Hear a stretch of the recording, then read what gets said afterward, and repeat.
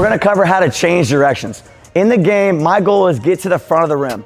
The defender is gonna try to overslide and fight like crazy to not give up a straight line drive. When this occurs, that's a great opportunity for me to change directions and try to beat him the other direction. We can cover all these moves and all these details. Before we get into like the moves, these are the three main things that really matter. Number one, we have to have the ability to sell a drive. If you get your defender believing you're doing something that you're not doing, that puts you in a good position to actually have the ability to manipulate the defender and change directions.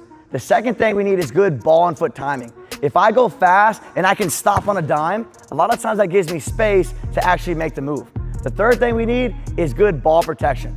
I can make a great move and have great footwork, but if I get the ball too exposed where it's in front of my feet, that defender can get their hand on there and then they can take the ball away. First thing I have to be able to do is sell a drive. If I drive and I go here, I have to be able to accelerate fast, because if I'm getting to the rim, you gotta take off and actually make it seem like you're getting downhill. That's my first goal, we gotta accelerate. Number two, we have to have our hips in line to the basket. If I accelerate, but I go this way, even if I change directions, he's there, he's sitting there. I can't get to the rim if my hips are away from the rim. And then the third thing is lowering my shoulder. If I take off, I accelerate, my hips are forward, but my shoulder's up here high, I can't fight through resistance. I can't slide through. The goal really when you drive is you wanna get to your defender before they get to you. And one of the best ways to fight through that resistance and actually get to the rim is by lowering your shoulder. So if I take off, I accelerate, my hips are forward, then my shoulder's down, down, down. Okay, well then I can stop, change directions. Those are the three things that we need as it pertains to selling a drive. Next, we have ball and foot timing. If I'm driving middle and he overslides and I can stop, a lot of times that deceleration and stop gives him time to keep oversliding, which gives me space to change directions. If I drive and I don't get to that stop, then this is the only bad thing. I go like this and I don't really stop it. You notice there's less space, I'm off balance, and notice he's just sitting on me. If I can get where I can accelerate and decelerate, that gives me more space, better balance, more room to maneuver and get around my defender when I decide to change directions. The next thing I have to be able to do is keep that ball protected. Here's the first example. Say I drive and get cut off and I stop ball and foot timing. I'm selling a drive, but when I go between the legs, I dribble this ball in front.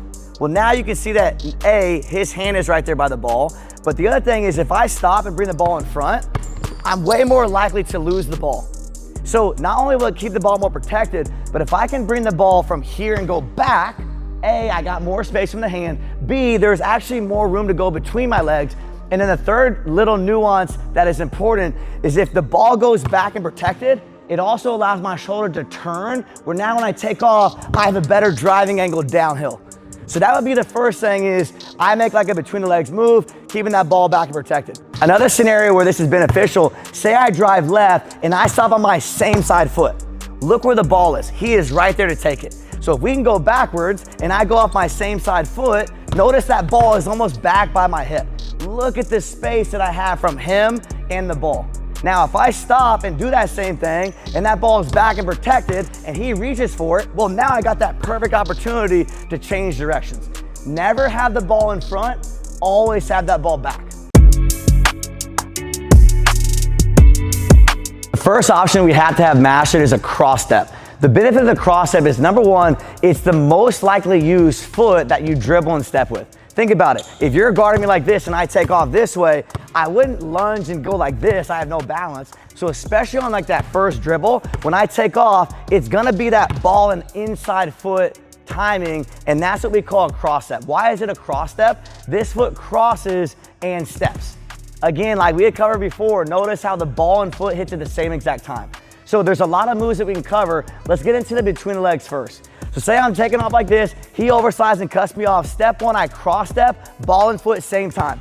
Step two, as I change directions, my back foot steps out so that now my hips can actually turn and I can get to the other direction of the floor. The third key is once I change directions and turn my hips, as I take off, guess what I do again? I cross step and then I keep driving and then I keep going. Having the ability to cross step is the first thing that we need to be able to do. Say you guard me again, that was between the legs. What if I want to go behind the back? It's very similar. Step 1, cross step. Step 2, I step out. Step 3, I cross step again, and then I take off. The other benefit of a cross step is when I can go from basically accelerate to decelerate, say you guard me like this, I know we're covering change in directions, but you can also get here from a cross step and stop and get out. You can cross step and stop and shoot. And the reason we're explaining that now is the more options you have from that same stop, the more it actually frees you up to change directions because you become more unpredictable. The last one is, say I do a cross step, and this is only if I have space. So say like you're guarding me really tight and I go cross step and I change directions with a crossover. That is the most risky way to change directions, especially when someone is tightly guarding you. So it's not wrong to do a cross, but if you're gonna do a crossover, you want space. So do that same thing, but now when I cross step and I stop and decelerate, you get space off of me. I could also do a crossover next, and the key would be I cross the ball, and as I step this way, I cross step again, and then I take off and drive. The next option that we need is a same foot stop. So think about the normal cadence to a dribble. Say I'm driving this way. The normal rhythm is ball and inside foot, I take a step, ball and inside foot, I take a step, ball and inside foot, I keep going. Sometimes I want to break his rhythm by almost breaking my rhythm. So instead of always going basically cross step and stopping, sometimes I might cross step and then same foot stop where he doesn't time it up.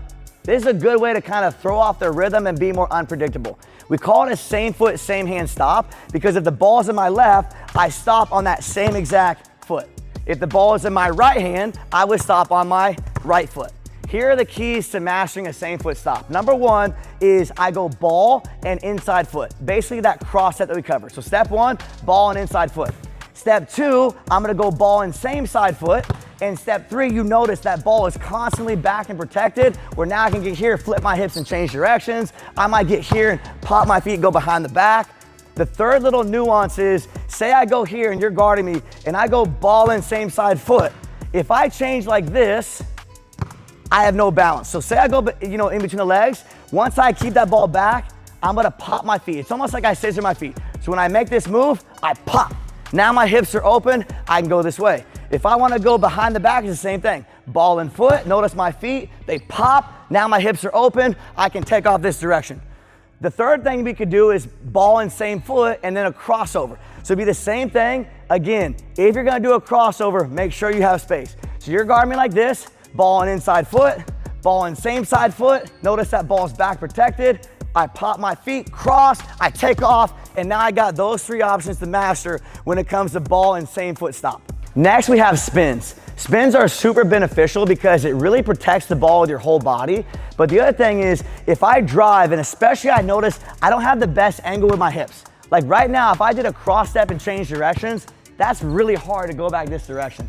So a lot of times this is best used when A, you get cut off, but B, your shoulders and hips are kind of away from the basket, where if I stop right here and I wheel the ball around and spin, notice how easy it is to actually wheel around and get past my defender. The details are this. Number 1, when I'm driving, he cuts me off. Step 1 is I drop the ball and pop my feet. Step 2 is I wrap the ball around with my elbow. A lot of this is just having almost like elbow momentum. So I wouldn't go like this and switch hands. I would drop my feet and then look at the elbow and ball. I would wrap the elbow and ball and take a dribble. So one more time, I drop and I wrap. Drop and I wrap. Once I take that dribble, I switch hands, I wheel around, and then I beat my defender. So let's go through it a little bit half speed.